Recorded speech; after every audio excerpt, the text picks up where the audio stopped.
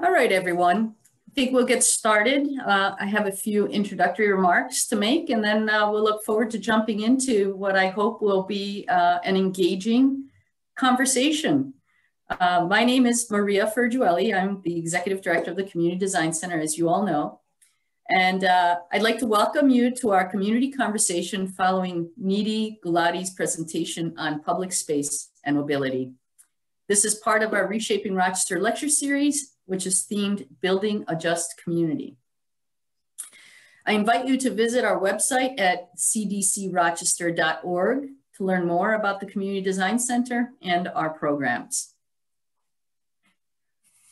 With that, I'd like to thank Home Leasing for being our presenting sponsor for, I believe, the 5th year in a row. So special thanks to Home Leasing for making this commitment and for your support.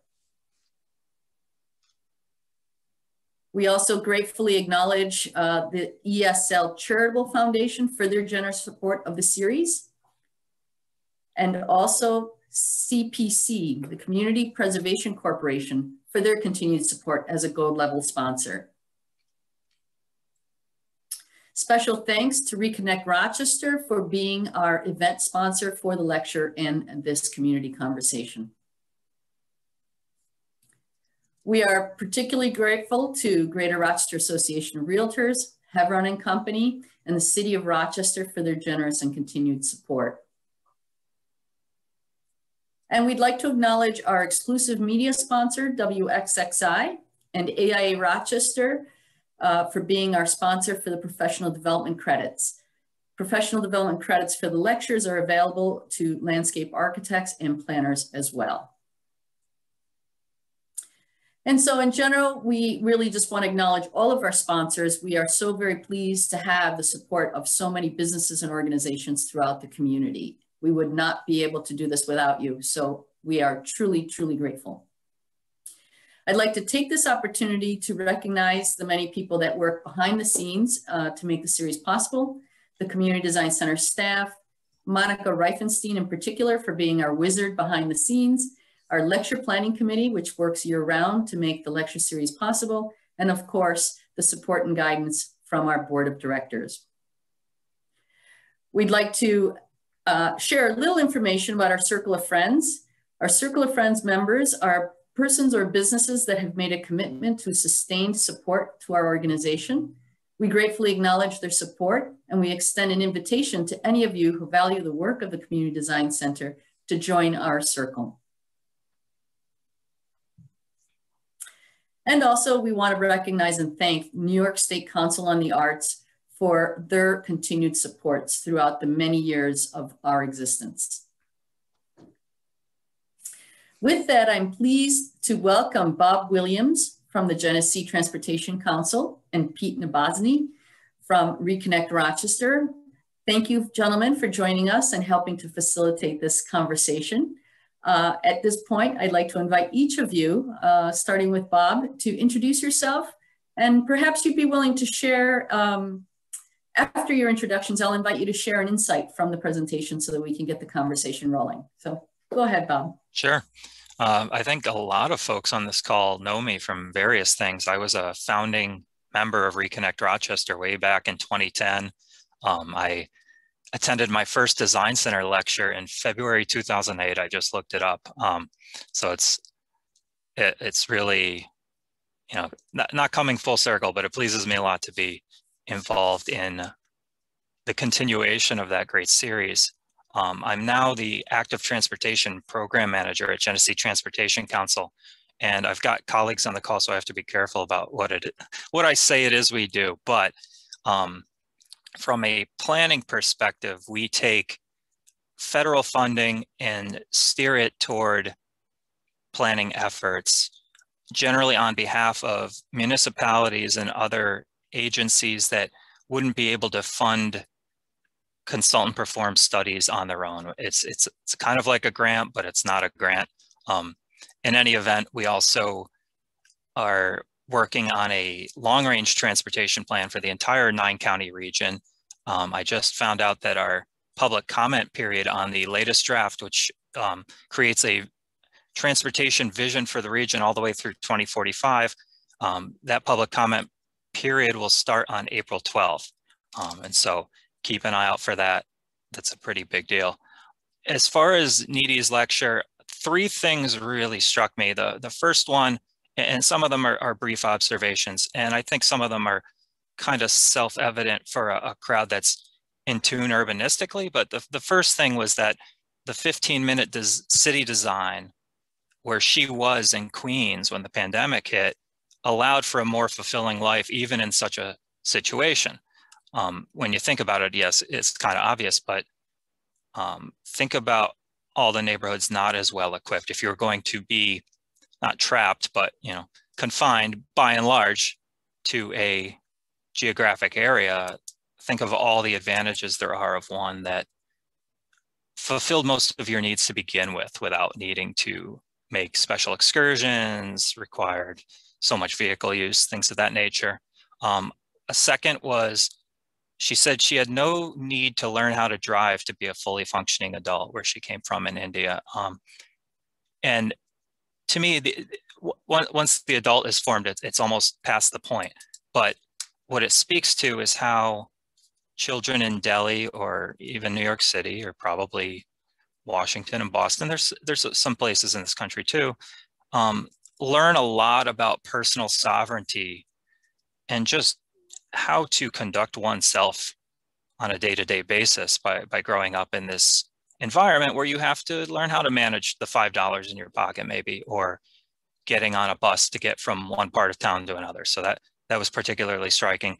And the third really spoke to me, the part where she talked about providence and what is lost when a freeway blasts through, and showed the Oklahoma University's Institute for Quality Communities graphics. That kind of stuff speaks to me. I just went to Syracuse on Saturday and spent some time exploring. And as soon as I got home, I was looking at plat maps to figure out what is not there that was, due to their expressway situation. But looking back, it proves her one more point that I'll note, that we know how to not allow the vehicle to dominate every movement in our lives. It's happened before. We still have all the drawings. And I think those are, to me, they're somewhat hopeful guidelines. They're also sad reminders. I walked to work this morning. I walked across 490 on Plymouth Avenue and looked to my left, and I could see these forlorn houses that front on-ramps now that were part of a rich grid that was, just lost due to, somewhat societal priorities, somewhat prejudiced action. If I keep talking, I'll just get angry, but these were the things that really stuck with me out of her presentation.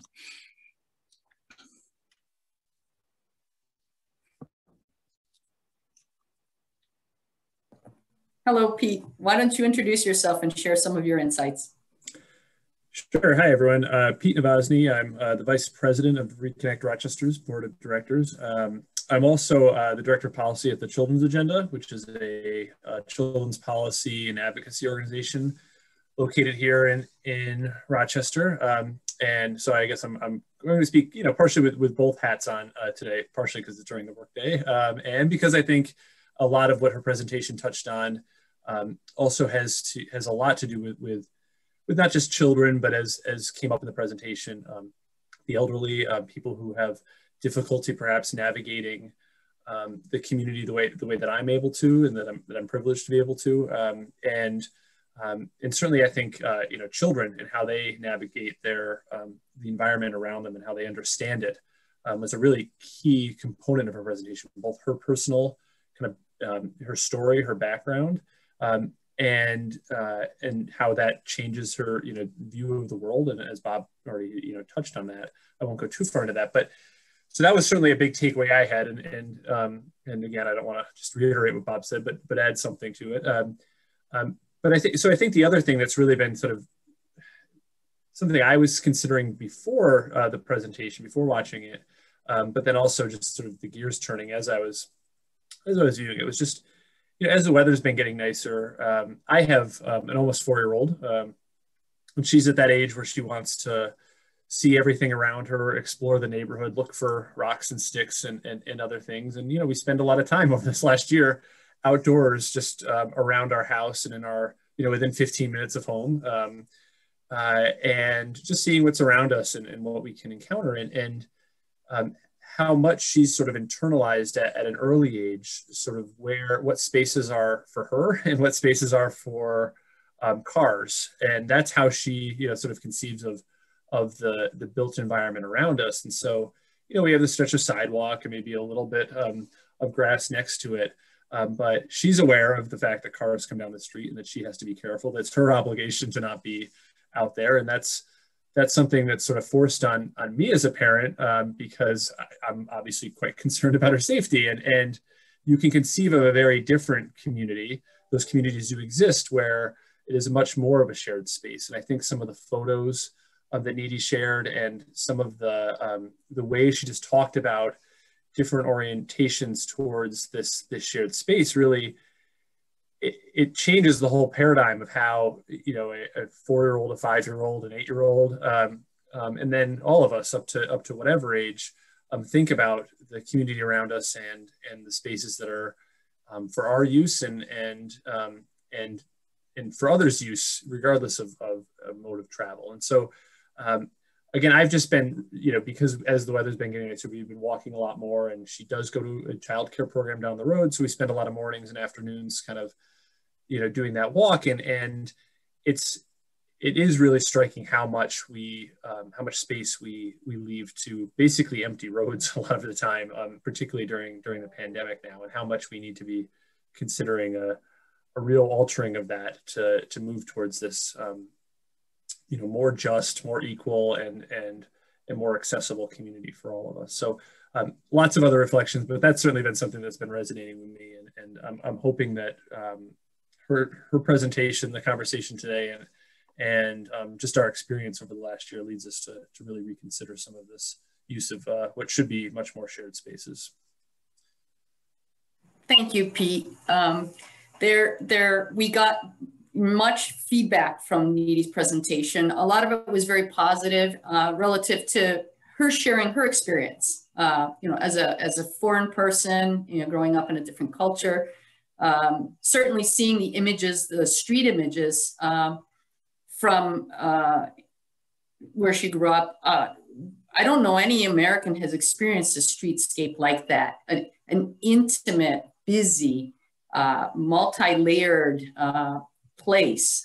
We just, in our existence, the way we've designed our cities and streets, we don't really allow for that. So, but I did have somebody made a comment, and I'm going to share that with you because I think it'll be a great foundation for starting our conversation. First, I want to say the lecture series is focused on equity. And so all of the components of this lecture series are trying to explore how all of these parts that we're talking about contribute to equity.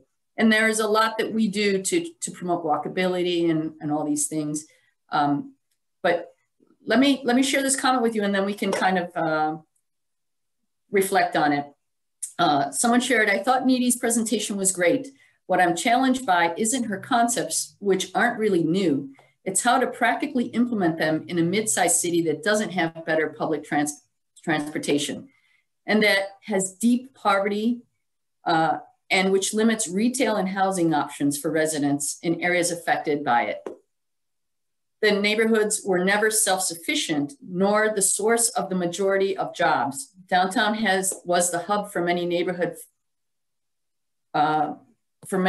needs, and our transportation system reflected that.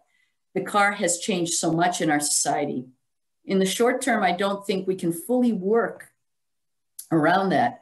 I think that it's going to be more about figuring out how do we create blended spaces that work as social spaces as our society hopefully starts to shift politically and economically to be less car oriented.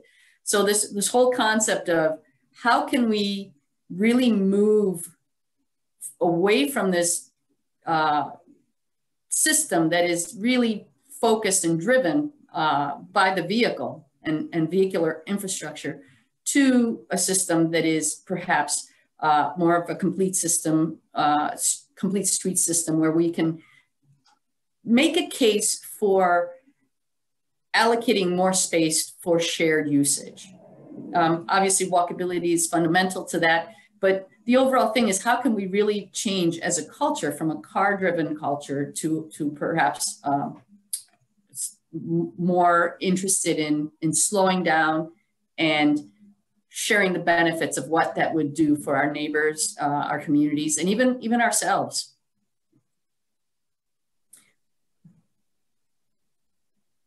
You're muted, Bob. Thank you. I recall Needy talking about reimagining the bus stop as a center of community. And that's where my mind went as I heard you reading that comment. And then in terms of her practical applications, thinking about emphasis corridors, I think we have a good opportunity it's not April yet, but in May, on May 17th, RTS unveils their reimagined system redesign, which, yeah, there are some criticisms of it, but it really changes the paradigm in terms of frequency of service and what transit can do for the community, and reinforces things like the city's transit supportive corridor study. And I think that ties in pretty tightly with some of her action items. And then if you can establish that bus stop as the center of community and can demonstrate some sort of attitude change, I think that helps you out politically. But then it allows you to do another thing Needy said, which is look at each individual neighborhood, maybe redefine them loosely a little bit based on these priority transit nodes, and think about in what way do they function as 15-minute neighborhoods as part of a 15-minute city, and what ways don't they function, and then make incremental changes from there. Yeah, I mean, I agree with what Bob said in most or every regard. I think that the question has a bunch of different components to it, Maria, and there's a lot in there.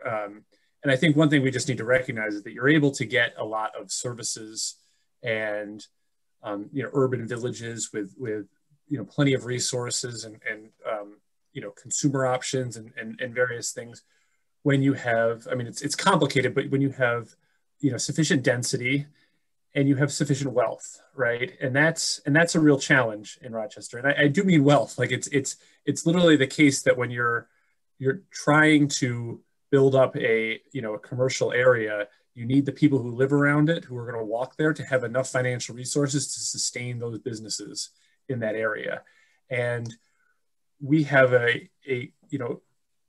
extraordinarily high poverty rate in Rochester, in an incredibly concentrated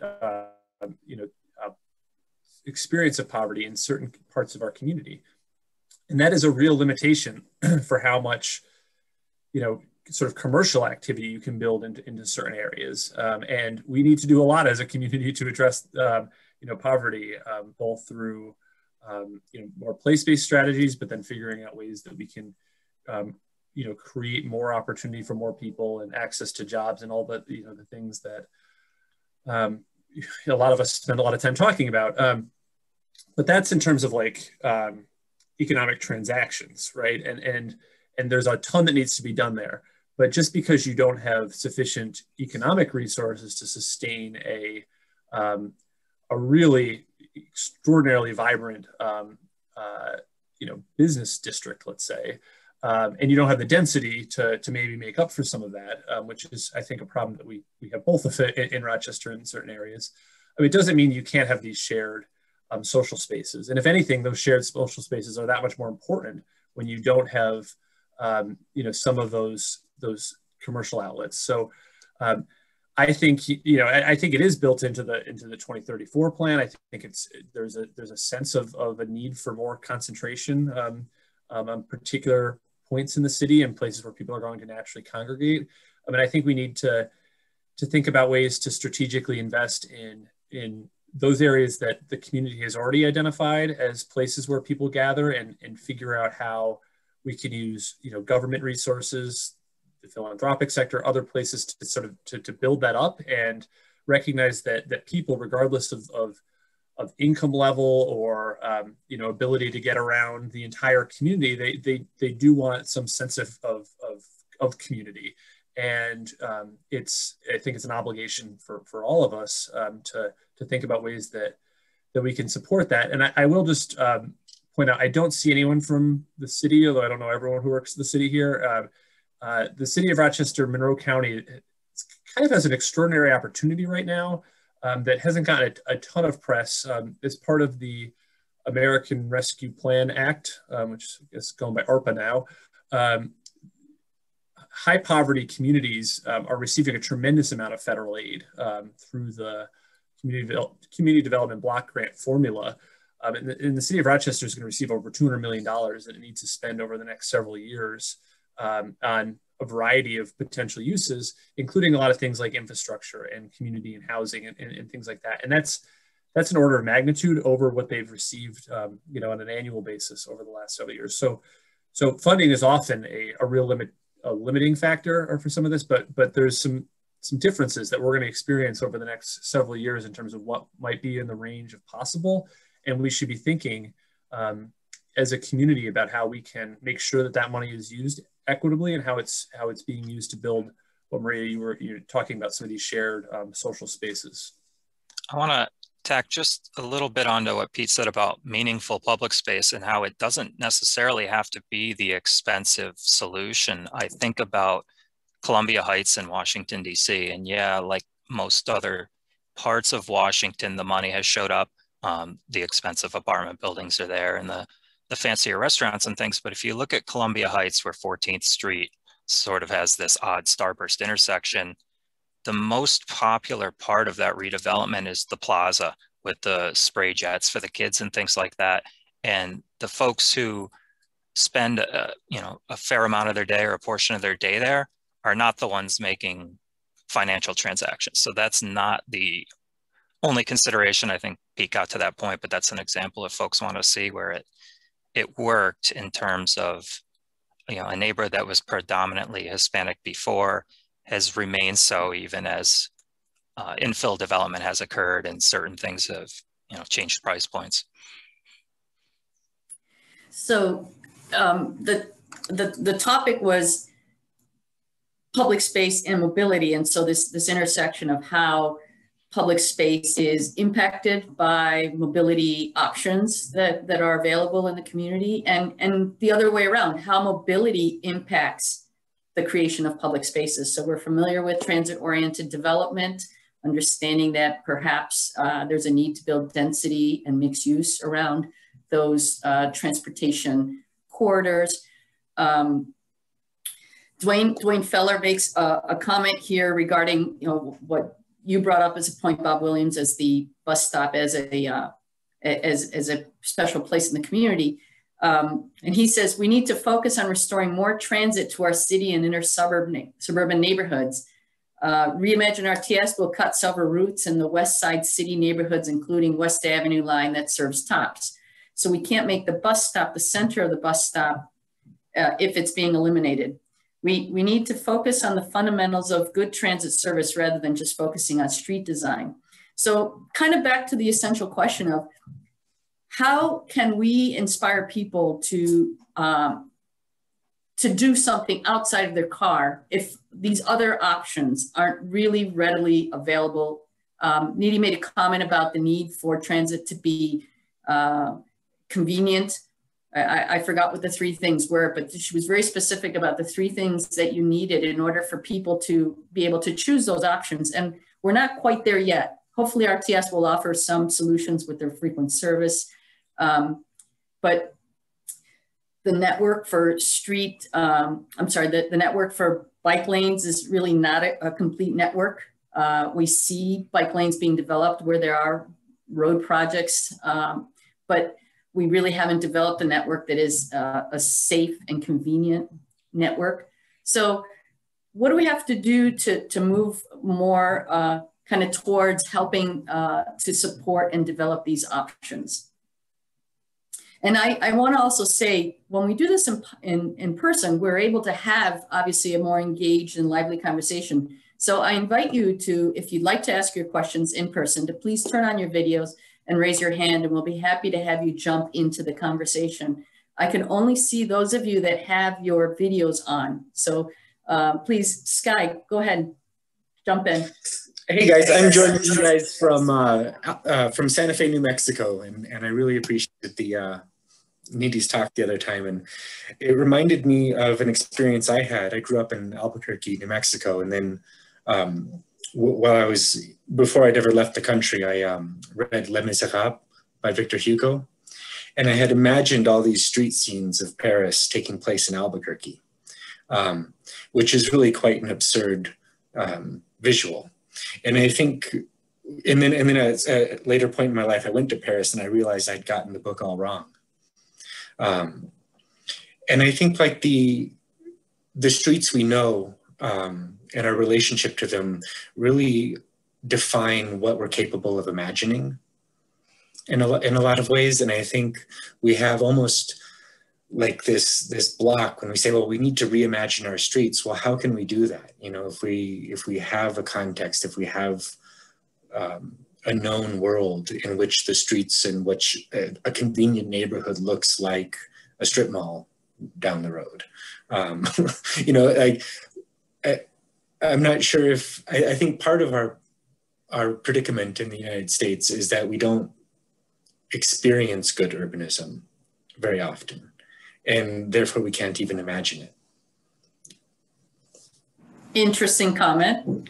I always like to use as an example, oftentimes when we choose, the places we choose to visit on vacation tend to be these places that have these little pockets of interesting places, usually oftentimes a street that has seating and tables and chairs that offer some activity and engagement at the street. It's usually intimate enough where you can see what's happening on both sides and cross the street easily to explore something that you might notice. We never really choose to sit at a table next to a busy roadway that has trucks and the vibration of traffic flying by, 10 feet from your ear, right? So I kind of disagree in a sense that I do believe that there are those kinds of examples, but we have to really find them and we have to really understand that they are possible anywhere. We can create those places almost anywhere if we prioritize the right thing. And that kind of gets us to a conversation that we were having with our facilitators a little earlier about, as engineers, traffic engineers, and so much of our street design is driven by data, our induced traffic. Whenever something is being redesigned, it's always talked about in terms of, well, we need to, facilitate this much because this road is really busy. And yet in other places, either through acts of nature or will, large highways and roadways are being dismantled and replaced by just normal neighborhood streets or boulevards.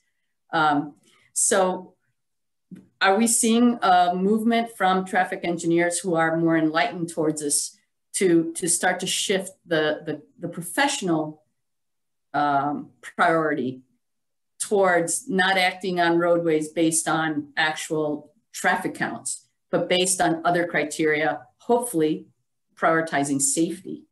So maybe, Bob, maybe you can offer some insights on that.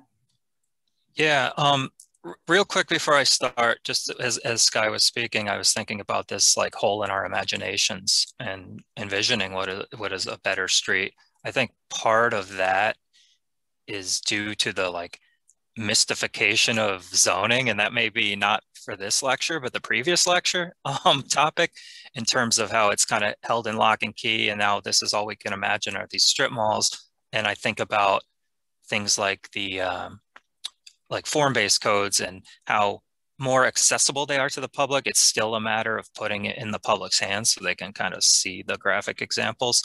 But moving on to what you asked, Maria, I think this is happening across the planning industry, as it were, like the consultant community, as well as some of the municipal and county staffs.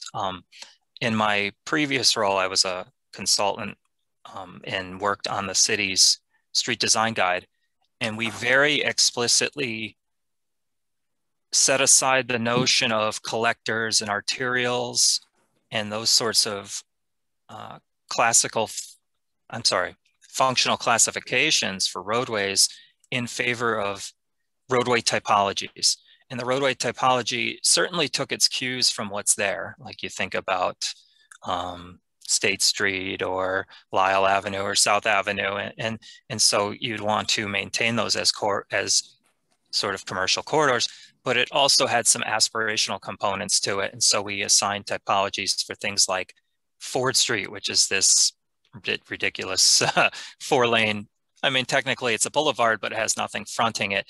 And once all of those things are categorized, and then you look into the definition of what constitutes that type of roadway, there's clear guidance on sidewalk widths and setbacks and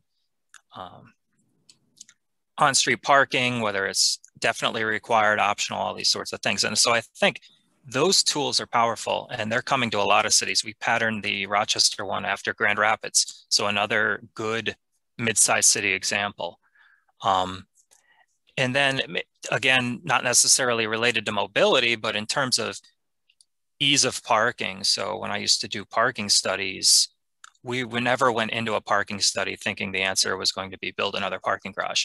It was, let's figure out exactly how much excess capacity there is, because there always is, and how can it be better utilized, and how can that free up space for higher and best use, better opportunities for the city, both to, generate revenue at the bottom line, but also make a more interesting and inviting place for people to spend their time. Renee?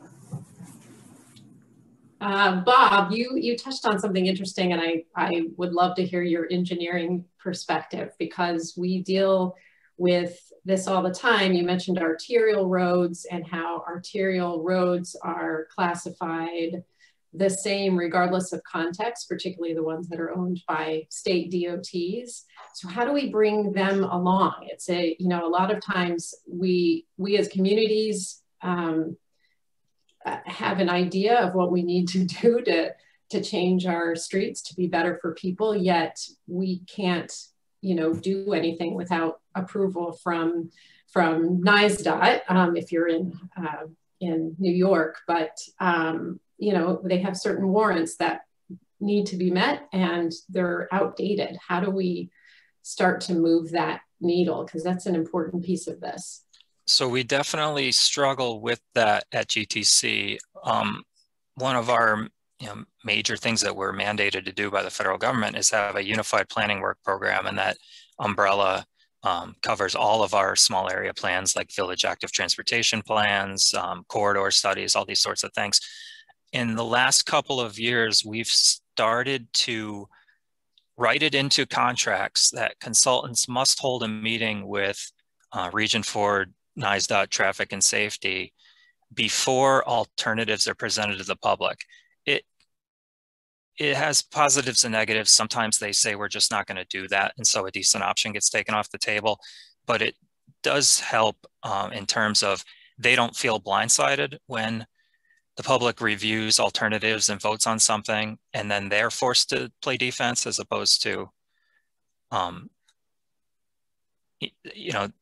not so much that it was their idea in the first place, but it was something that they would approve in the first place. And they are receptive to a lot of solutions. For instance, down alongside Canandaigua Lake, we were working on a corridor project, and state DOT actually was pushing for sidewalks on both sides of the street, more crosswalks, and it was the county DPW who was pushing back, and for whatever reason it was. But so at times they can be like, you can work with them to reach an agreeable solution. Other times there's still some frustrating moments where, we're just not going to support this or that option. Another good example is they're okay with a roundabout in the middle of Route 20A east of the center of Genesee, where there's a 5-legged intersection that's really complex. And you wouldn't have thought that even, 3-4 years ago.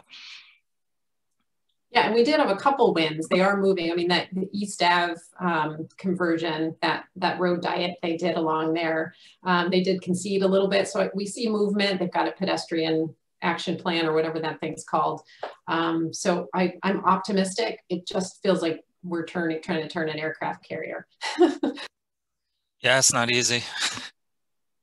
Well, and Renee, you bring up that East Avenue road diet, and many years before that, there was the East Avenue road diet in the city, I think from Winton to downtown, which was actually the conversion of what was a 4-lane roadway to a 2-lane roadway.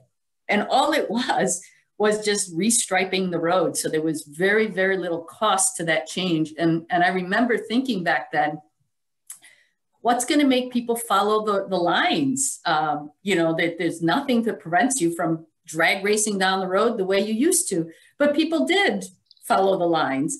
And I think I was thinking about that this morning. If we were going to do that road diet today, most likely that road would have been changed to a 3-lane road rather than a 2-lane road, because of still this emphasis on the car and facilitating the movement of cars and not making the traffic slow down and having to provide that wide turn lane for people to be able to turn. And yet roads like, I live on Goodman Street, where it's a very busy road, and it creates a different type of civic dynamic when people let each other out of the side streets into the mainstream of traffic. When you wait for the clearing in traffic to be able to turn into your side street, and the person oncoming from the other road from the opposite direction slows down or stops to allow you to happen. So we're also kind of, my comment is, we're kind of creating ways of behavior that don't make it easier for people to use the roads, other uses to use the roads, by these designs that still maintain wide lanes and still provide extra space for cars to sit and turn. Any comments about that? No. I lived right there off of East Ave when they did that. We had just moved to Rochester, and I had to walk my 2-year-old son across the street to that Asbury daycare. And it was terrifying. That was an immediate impact on the quality of life for those of us who lived along East Avenue. So when they did that road diet, or not road diet, but whatever they called it back then. Yeah. Yeah, I mean, Maria, I also live right there. You and I are neighbors, right? So, and I do think it's a good example of how, the behavior of drivers and of the community, can be, responsive to what I think an engineer would perhaps, not to knock all engineers or anything, but perceive it as a limitation of that road, right? That there is a pretty good amount of traffic volume there, and there aren't turning lanes, and that does cause things to back up at times, and sometimes those backups may inconvenience someone who was planning to get somewhere in a minute or two faster, I guess. But the system of people and cars and pedestrians, and not too many cyclists. I don't think that's not the place that people bicycle, which is a problem. Some do, but it's if you're in there, go down Meg's. It's much better. But it's definitely it does show how human behavior is adaptive to the environment, and we don't always need to make the environment adapt to what we expect. Optimal car travel time need to look like. I do want to just address Dwayne's point earlier. I think one of the and Dwayne knows this, and others know this. I mean, I think a real consideration that RTS had to grapple with the Reimagine process was how to, given a fixed amount of resources, which is what they can control. I mean, they can advocate for more, and we can all advocate for more, but their budget, the amount of funding they get from the state and from counties is not determined by them. How much to weigh frequency versus coverage. And I don't think it's the case that they cut service overall in the city, because they've really scaled back on a lot of the lines and outlying areas, but they did reduce the number of routes at times, right? And they did that so that they could trade off with greater service on areas that had more people riding on them. And so there was a real sort of utilitarian, component to that. And that's the nature of trade-offs with certain financial resources. I do think it's important to recognize that those trade-offs have winners and losers. As you know, someone who lives on West Ave or off of West Ave who has been going to that Tops for years, I mean, that's a significant disruption to their routine, and I don't think we should just kind of dismiss that. But it is the sort of the decision, you know, however it came about being made through the process, that, you know, they were going to focus on the higher use corridors and try to increase frequency on them, which, you know, I think 15-minute, you know, stops is really a great positive leap forward for the transit system, and hopefully something we can build on. I mean, 15 is great here, but we can make it 10. Like, let's figure out how to keep going and make it so someone never has to look at a bus schedule on certain lines during the day and can just show up at a stop. And that creates that sort of positive feedback loop, Maria, you were talking about. We can't go from where we are to where we want to be necessarily in a day or in a year. But if we can start to make incremental improvements to systems and build confidence in somebody who doesn't have the bus routes memorized to just walk to the corner because they know it's there, or maybe it's a slightly longer walk because the stop that used to be close to their house is no longer there. But if they get to Genesee Street, they know that within a couple of minutes a bus is going to be coming. Like that starts to change the perceived viability of that transit option, and I think that's a real positive thing. And so we could definitely sort of go over all of the bus lines, but I think things like Reimagine RTS and the real commitment to frequency, with the drawbacks that come with that, is a way to start moving towards what you were asking about, Maria, which is that frequency. And I recognize Dwayne's going to want to respond, so I don't know. Maria, you could give him the floor or something. I'll let Dwayne. I'll let you respond to that, and I know that Roger's got a question as well, so I'll let Dwayne go first. Sorry, Roger, and sorry about the messiness of this room behind me. That's the primary reason why I had the camera turned off. not to mention that I had face planted while running on Saturday, so we still have a little bit of little boo-boos on my face here. But I mean, I definitely very strongly agree that we do need to increase the frequencies, and it's not really a major change or a new concept. That we used to have much more frequent service on all of our routes in Rochester not that long ago, only, you know, a couple decades ago, when going back to the 70s, on pretty much every route, you would only have like a 7 or 8 minute headway during rush hours. so a 15-minute headway is actually a lot less than what we used to have. But regarding losing some of the routes, some of the losses that we're seeing with Reimagine on the west side are pretty severe. And I would rather that we would have opted to wait until we got more operating funding before attempting to do some sort of shift towards putting more of the resources on some of the core routes, rather than attempting to do that by cannibalizing other city routes. The whole concept of a core strategy is that you don't want to spend a ton of resources on outer suburban areas that are very sprawling and therefore very difficult to serve, very expensive to serve by transit, and very difficult to get the ridership for. But that's not what we're doing here in Rochester. We were cutting some suburban service, but we're going to the extreme where we're cutting service in the city to fund shifting the service over to other routes. And some of the geographic distances that we're talking about on the west side are pretty severe.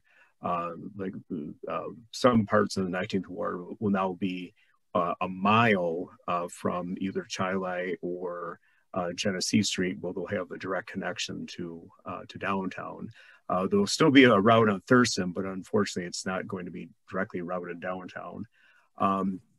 So bottom line there is Reimagine RTS is not all it's made up to be further with the west side. Definitely improvement for east side neighborhoods. So we need to really focus much more on providing that fundamental level of transit service. And in order to do that, we need to put much more effort into getting the funding stream to increase transit operating costs. I will say, Dwayne, I was involved with the Reimagine RTS Advisory Committee. We worked together for well over a year, almost 2 years through the process, together with the consultant. And a lot of thought was put into this. So my hope is that once they get the new system up and running, we can start to see where they're doing things well and where things require more attention. And hopefully together with Reconnect, our organization, and other advocates, we can really kind of bring that to the attention of RTS. They've been very receptive to feedback. So I hope that we will continue to improve the variety of options of services that could be made available in the future. I know what Roger's going to talk about, so I'll let you go, Roger. Go ahead. You got to turn your mic on. Roger, you're muted. This one. Okay, there you go. There you go. Actually, I agree wholeheartedly with Dwayne and Pete. And I think, frankly, the solution to equity in this city is, in fact, frequency. There's so many people that just don't have the means to purchase automobiles or even to pay for taxi service. And to have a real highly frequent integrated system with the various neighborhoods in the city is really, I think, almost in a way a no-brainer. But it's so critical to have that frequency and to pay for it. Frankly, I think I think to pay for it, we have to sort of bring in the suburbs, because we are concentrating all of our minorities, the poor, into downtown or into the city itself. And it's very nice that all the suburban folks are sort of enjoying the, let's say, the work that the city is trying to do to make everybody, to make an equitable, situation. So I think financially they have to, which means the county has to really participate much stronger, in financing a highly frequent and effective service to respond to the inequities that exist now in our minority community. Anyway, so Maria, you thought I was going to ask a question about a circulator. Maybe that'll come up later. Why don't we ask the question about the circulator? So could I just real quick? I'm sorry. Could I respond to Roger? Because I do think sure. The piece about the county is really important. I've tried to look into this. RTS sometimes kind of frames the county's contribution to RTS as like they're required to give only that amount, but it's actually like a floor. They're required to commit the amount that they spend each year as a maintenance of effort.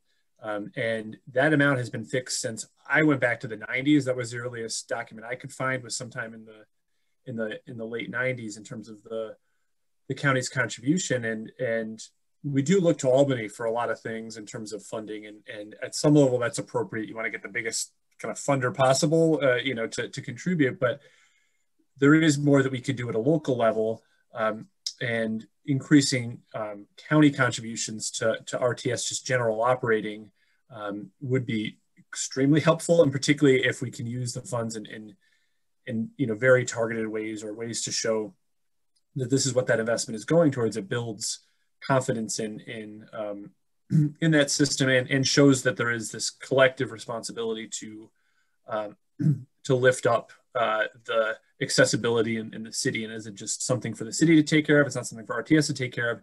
It's something for the entirety of the kind of greater Rochester area to address. And a way you show commitment is financial in a lot of ways. And so I definitely think that's that's something that needs to be on the table, and it needs to be, sort of tension ratcheted up about the fact that the county's contribution to RTS has not moved since the 90s. And that's, if you think about the impact inflation has, that's really a declining contribution over time that leads to some of the service cuts and other things that decrease the ability of the quarter of residents of the city who live in a household without a car to take full advantage of all of the the features of life here that we should be promoting and trying to lift up. I'd like to add on just a little bit about this, because it's kind of a question of political will, and I'm very glad Pete mentioned Albany. RTS, probably their largest operating contribution right now, comes from state transit operating assistance.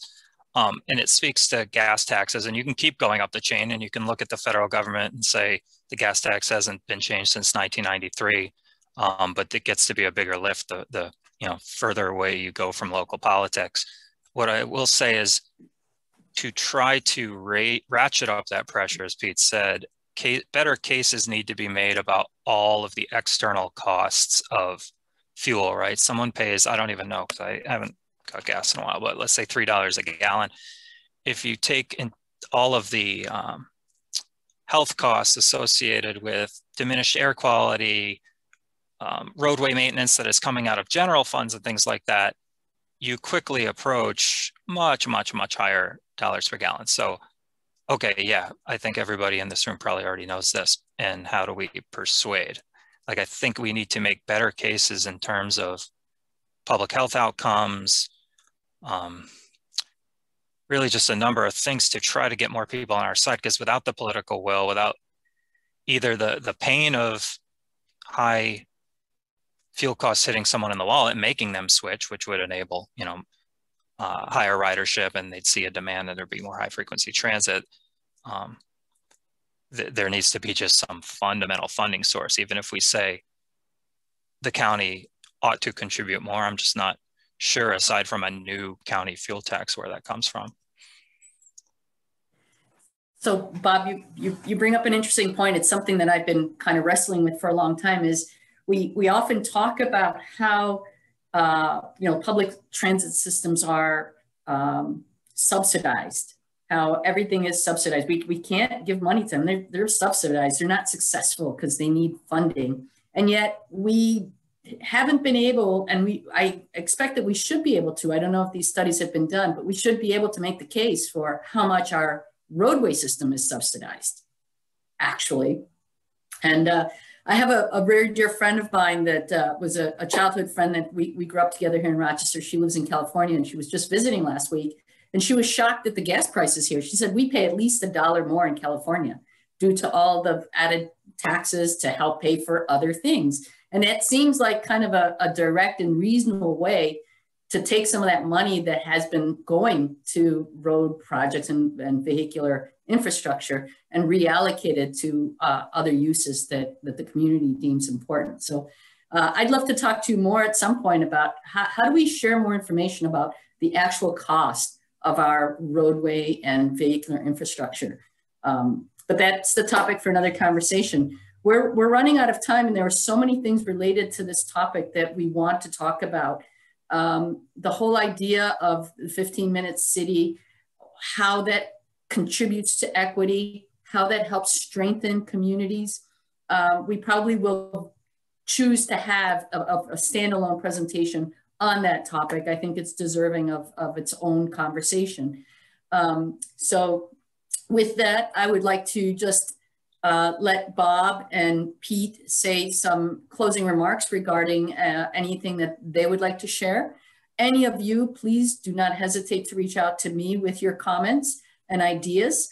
And we will hopefully look forward to having more of these conversations in person in the future. But in the meantime, we'll let the two gentlemen close us out for the day. And after that, I just have to present the next event and thank a few people. So go ahead, Bob. Why don't you share some thoughts with us? Sure. And I'd just like to go back to Needy's presentation to wrap it up. I had already mentioned about looking at neighborhoods and what way they function as 15-minute neighborhoods and what way they don't. I think in terms of implementation, the question is always that, yeah, that's great. We know all this. How? Have purpose, even in things that aren't very expensive. She mentioned treat your pilots as true pilots, not something you do just because you don't have enough money to do the real thing, but to really learn something from the adaptive behavior that you observe. And one last thing that I would say, I think about her little girl and the ecosystem of stakeholders concept. She had policymakers and planners and designers there. And I know we talked about this a little bit earlier. And I think and I hope attitudes are changing. I think planners and designers are apt to make cases for balance. Back to when Maria mentioned roadway diets and why you need to maintain a turning lane, and Pete mentioned something about, saving X number of seconds.